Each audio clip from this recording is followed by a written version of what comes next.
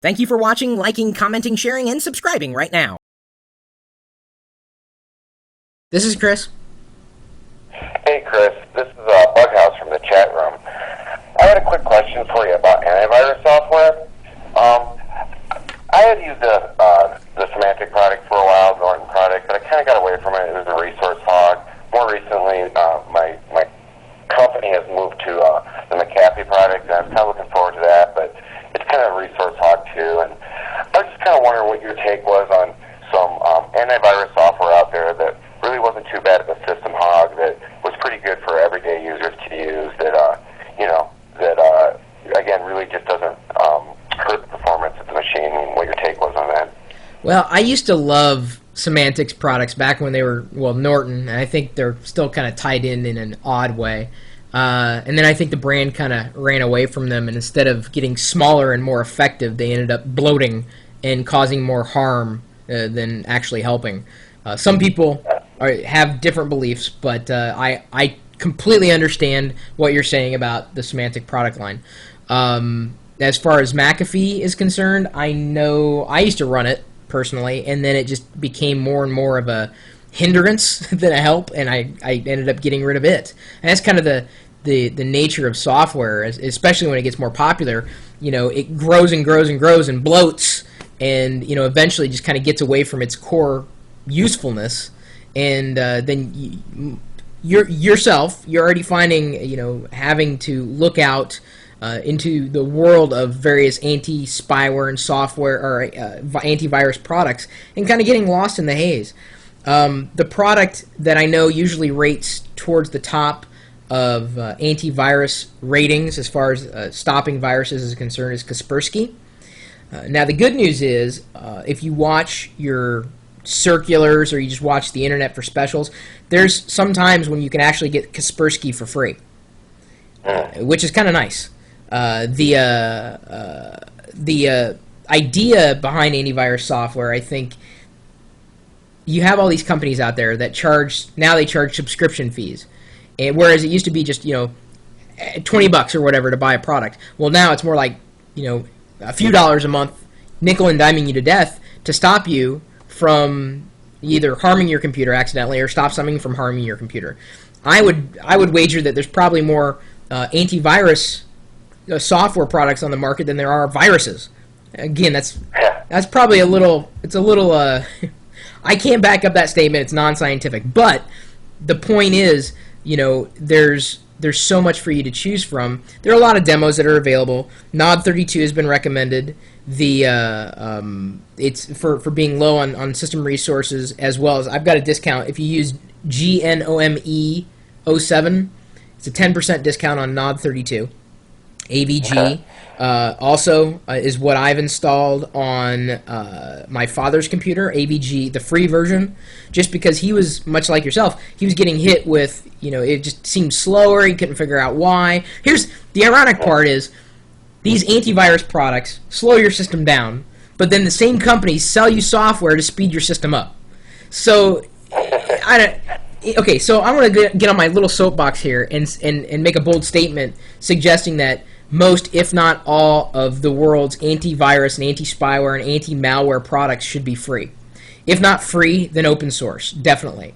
Because, there's so much to choose from that you end up hurting yourself because you make the wrong decision, or the software that you have isn't the right software. Something slips through the cracks. And when you've got, let's say, thousands of companies that are making products that have really no differentiating features, I mean, you've got nothing but junk on the market. There's junk. There's nowhere you can't. It's difficult to look beyond that. And if the world had an open source project or two that offered the same benefits without charging people, well, suddenly then you remove any kind of conspiracy of these antivirus and anti-spyware companies producing the crap so that they can sell. They produce the disease so they can sell you the cure. That's one of my biggest problems. That's one of the biggest problems I have with Microsoft OneCare, which purports to be kind of a comprehensive package of firewall and spyware and antivirus, or I should say anti-spyware, not just spyware. why is Microsoft, as a large company as it is, selling you the disease and the cure?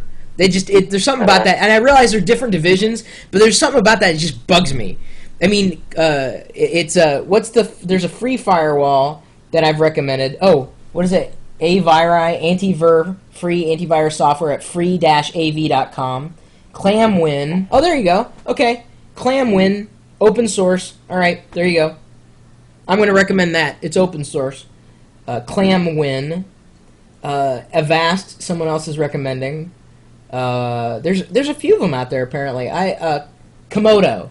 Komodo is the free free firewall program. Komodo.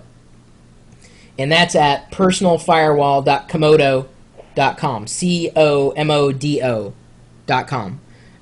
In independent test, Komodo Firewall, not only is it free, but it rated the best in terms of system monitoring and watching, who's getting through and what's getting out, what incoming traffic and outgoing traffic, and really to the point where it's almost annoying. But number one, the product's free, and number two, it's comprehensive. I mean, it really works well.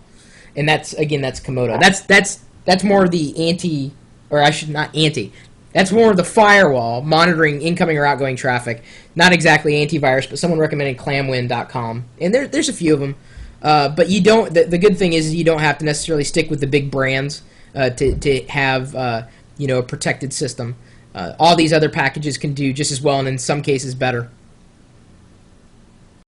Well, that's great, and I mean that's what I'm looking for. It's something at the end of the day that's not going to be a resource hog, and that's not going to bug me all the time to pay them more money. So definitely appreciate the tips there.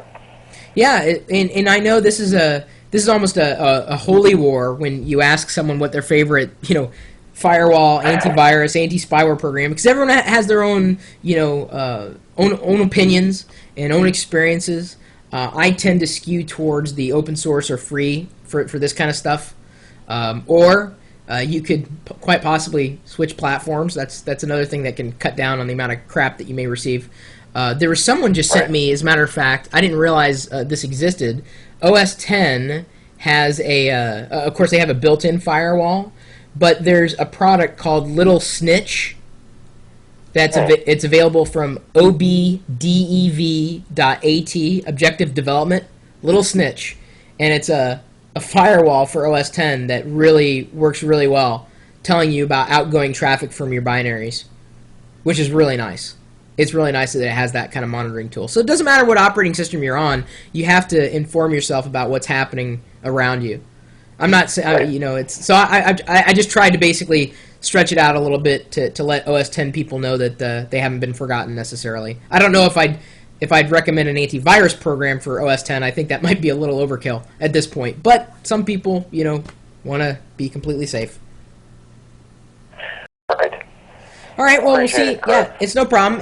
Since you were in Iowa, back in the locker room days in Iowa, and I like what you're doing now. So I appreciate all your contributions, and thanks again. It's no problem. I'm happy to do these videos now. It's been fun to stream live. It's been fun to answer questions, and it's nice to be able to. Like I was just going to turn and tell everybody, if you have any other recommendations for software. I mean, we've had questions like this before, but I think more than anything, I'd like your opinions. Or like to hear your opinions on the state of this industry, on the antivirus industry or spyware industry, specifically the people who are supposed to be protecting you, but in some cases may actually hurt you. Or in other cases, some people believe that they're downloading a legitimate anti-spyware product when it itself is a spyware product. I don't know. You gotta. That's where I'm really glad when people like yourself turn to either the community or, I mean, you came specifically to me, but the community is certainly there.